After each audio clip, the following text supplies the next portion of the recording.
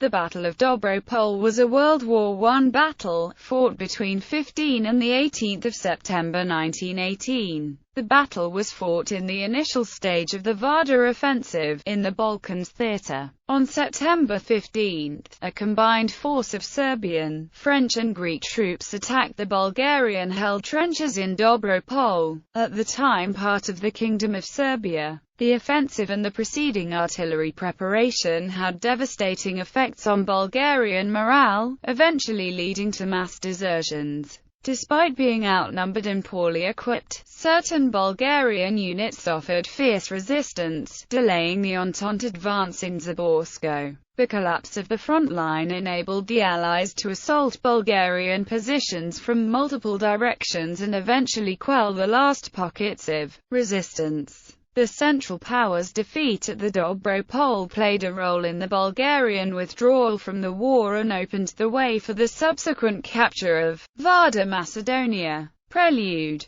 The 28th of June 1914. Assassination of Austro-Hungarian heir presumptive Archduke Franz Ferdinand precipitated Austria-Hungary's declaration of war against Serbia. The conflict quickly attracted the involvement of all major European countries, pitting the Central Powers against the Entente coalition. And starting World War I, Serbia was ultimately defeated during the autumn 1915 phase of the Serbian campaign, prompting France and Britain to transfer troops from the Gallipoli campaign to Greek Macedonia. The Macedonian front was thus established in an effort to support the remnants of the Serbian army to conquer Varda, Macedonia. On 17 August 1916, Bulgaria invaded Greece, easily conquering all Greek territory east of the Struma. Since the Greek army was ordered not to resist by the pro-German King Constantine, the surrender of territory recently won with difficulty in the Second Balkan War of 1913 was the last straw for many supporters of Liberal Party politician Eleftherios Venizelos.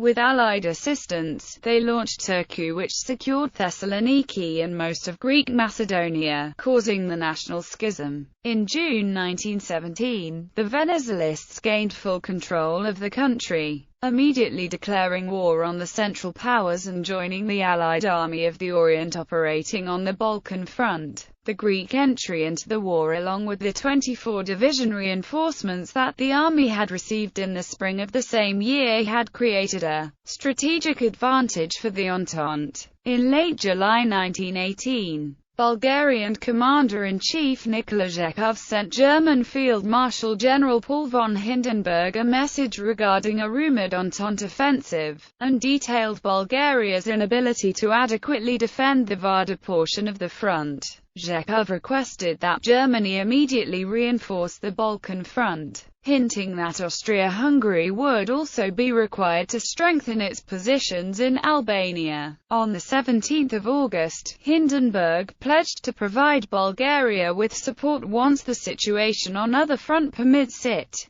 Hindenburg's reluctance to support Bulgaria was also manifested by the early September redeployment of the last German Jaeger battalion stationed in Macedonia back into Germany. The Bulgarians, using information from escaped prisoners of war, determined that Entente forces would engage in hostile actions west of Lake Ohrid, in Monastir, Dobro or Human. On 27 August, the 2nd and 3rd Bulgarian divisions stationed at Dobro were ordered to make emergency preparations, as new evidence indicated a frontal assault on Dobro along with a secondary attack on Human. By 7 September, Dobro was reinforced by 1 machine gun company, 6 battalions and 10 heavy howitzers. General Friedrich von Scholz then stated that the defensive measures made the defense of the front feasible. Von Scholz had, however, failed to take into account the departure of Bulgarian Chief of Staff Nikola Zhekov and his subsequent replacement by Georgy Todorov. Widespread insubordination and desertions also plagued the Bulgarian troops, who refused to participate in fortification works. Poor rationing and fatigue contributed to the low morale. A day prior to the Entente offensive, General Louis Franchet Despery laid out the final plan for the operation. The first phase consisted of a combined Franco-Serbian attack on the positions of the 2nd and 3rd Bulgarian divisions, which was expected to create a breach of the front line in the area of Dobro, while also posing a danger to the Bulgarian supply lines on River Vardar. Tauhi 1,875 meters. Dobro Peak dominated the region, providing excellent observation points for the defenders. Dobro was surrounded by a well-developed system of trenches which, in combination with the rough terrain, made the area impassable for wheeled transport. Dobro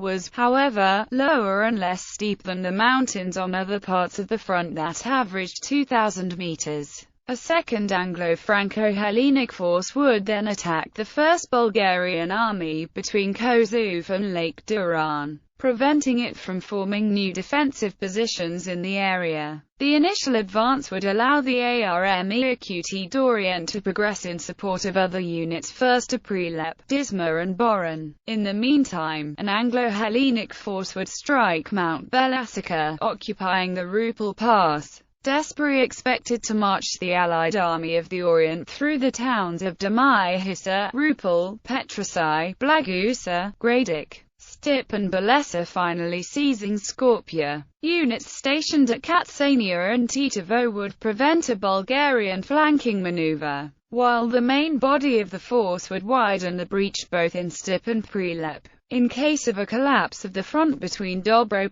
and Zena, the 1st Bulgarian and 11th German armies would either be annihilated or, in less favorable circumstances, perform an organized retreat to a new defensive line on River Crna. The prevention of such a retreat was to be achieved by a rapid, penetrating attack on Gradskor, Drenplanina and Visoka. Battle. At 8 a.m. on 14 September 1918, Entente forces commenced a 566-gun artillery barrage on enemy positions. Their aircraft also bombed enemy positions and strafed a 250 truck column, moving towards Kozjak. On the same day, Scholz sent to Hindenburg a telegraph stating that, "All indications point out that an enemy offensive will target the 11th Army on both sides of Vardar, as well as Dobro." The Bulgarian High Command did not attempt to perform a spoiling attack as they lacked the necessary vehicles and pack animals.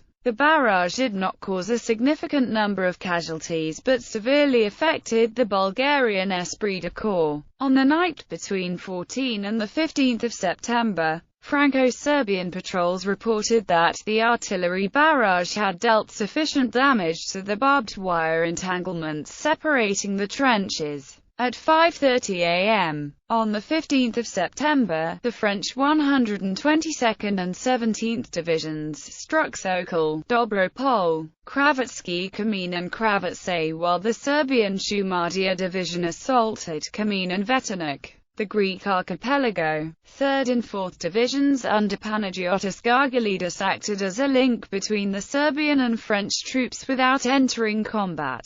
The offensive immediately caused a wave of mass desertion among the Bulgarian units. The remaining infantrymen and artillery squadrons were not able to hold their ground. During the course of the battle, the 122nd Division broke into two columns and suffered heavy casualties. The left column managed to reach a position located 50 meters from Sokol at 6:30 a.m. and take the peak at the end of the day. At 4 p.m., the right column captured Dobro after rushing a 200-meter segment of steep terrain. The 17th Division seized Kravatsay at 7 a.m., suppressing the last signs of resistance. Two Franco-Greek regiments attempted to storm Zaborsko but were pushed back in the ensuing counterattack, as powerful pockets of resistance between the South Nitsa and Bigrut streams facilitated its defense. Greek units then focused on South Nitsa, the fall of which created an opening in the Bulgarian rear and put the surrounding units to flight. Using dispersed bluffs as cover, soldiers of the Shumardia division took over Veternik, Kamin and the western part of a nearby mountain range with considerable difficulty. Elements of the same unit successfully flanked Kravitsky Kamin while the 17th Division was engaging in a frontal assault. At 4 p.m., the Serbian First Army's thrust on Sokol failed to produce intended results. An attack later that night did secure the peak. The two French divisions were then ordered to remain in position while the Serbian, Timok and Yugoslav divisions moved forward.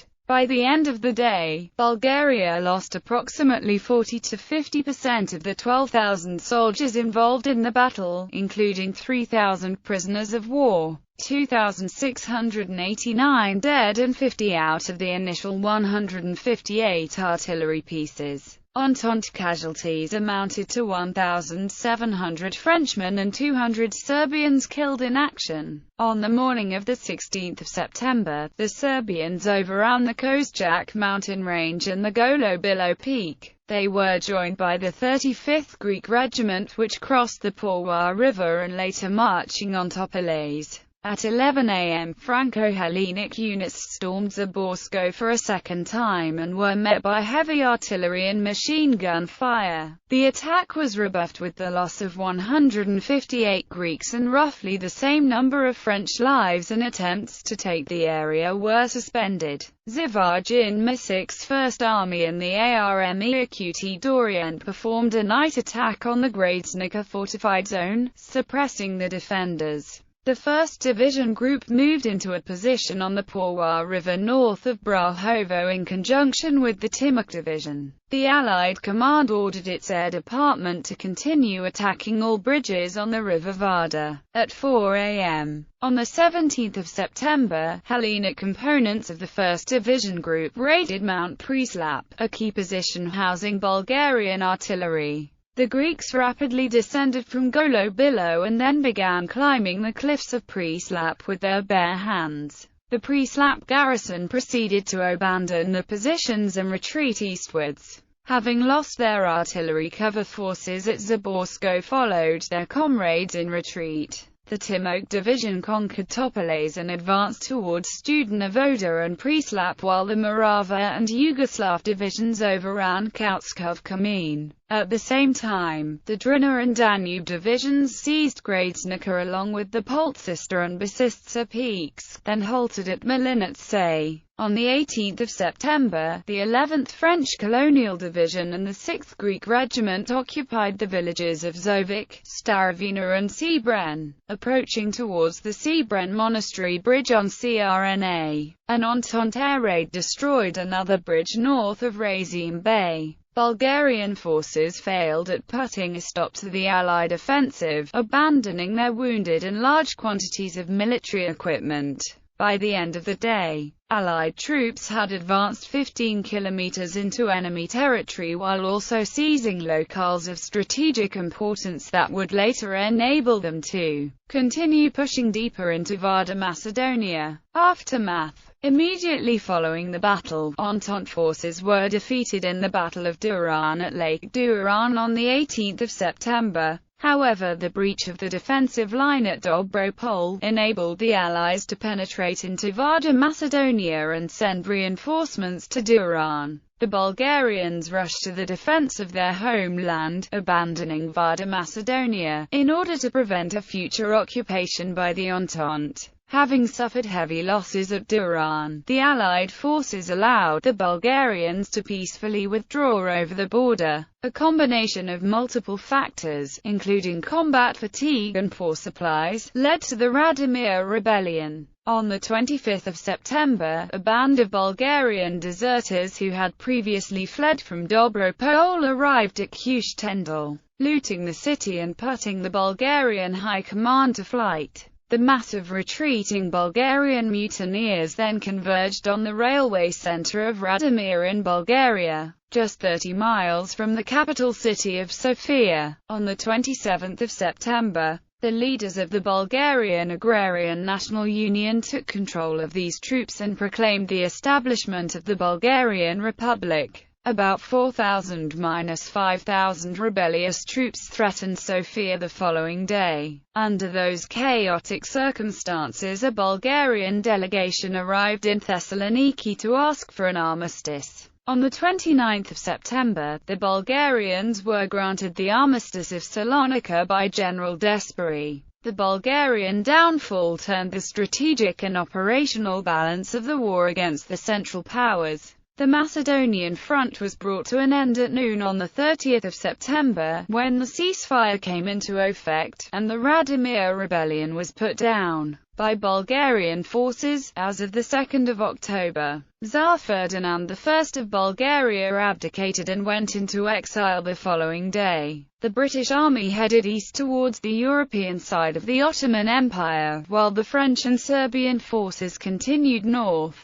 The British army neared Constantinople without a force capable to stopping the advance. The Ottoman government asked for an armistice on the 26th of October. In Serbia, desperate Franchi continued to advance and the Serbo-French army recaptured the country, overrunning several weak German divisions that tried to block its push near Nice. On the 3rd of November, Austria-Hungary was forced to sign an armistice on the Italian front, ending the war there. On the 10th of November, Desperi's army crossed the Danube River and was poised to enter the Hungarian heartland. At the request of the French general, Count Mili Karoli, leading the Hungarian government, came to Belgrade and signed another armistice.